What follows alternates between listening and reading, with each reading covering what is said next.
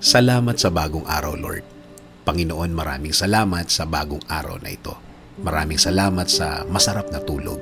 Maraming salamat sa masarap na pahinga. Alam ko po, Panginoon, na ako'y binantayan ninyo at inalagaan ng buong magdamag. Haharapin ko po, Lord, ang araw na ito na puno ng pag-asa sa aking puso't isipan, sa aking buong pagkatao, sa aking buong araw ngayon. Alam ko po, Lord, na hindi mo ako iiwan ngayong araw na ito at patuloy niyo akong sasamahan at bibigyan ng guidance. Maraming salamat dahil ginising mo ako ngayong umagang ito at alam kong ang araw na ito ay magiging blessed dahil andyan ka, Lord. Punuin niyo po, Lord, ng kasiyahan o joy ang aking puso. Ipaalala niyo po sa akin kung gaano ako ka-blessed sa araw na ito. Lagyan niyo lagi ng dahilan ang aking kasiyahan at mga dahilan kung bakit magiging thankful po ako.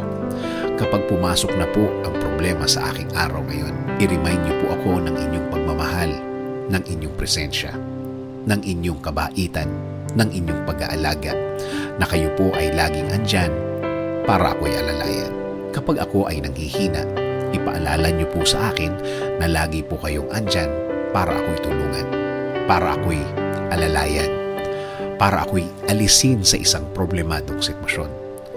Lord, kapag naalala ko ang aking problema, please remind me that you got me, that everything will be okay and fine.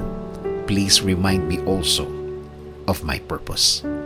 Kung bakit ako nasa mundo, kung bakit ako nabuhay, kung bakit ako andito para sa araw-araw, para paglingkuran kayo at mahalin.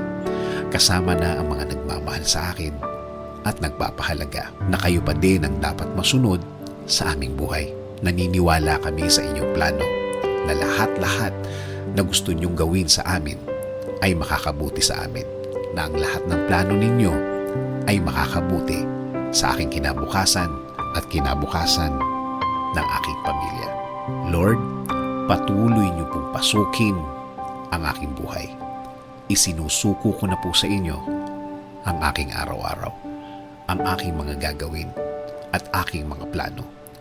Patuloy niyo kaming bigyan ng guidance sa araw na ito at sa mga susunod.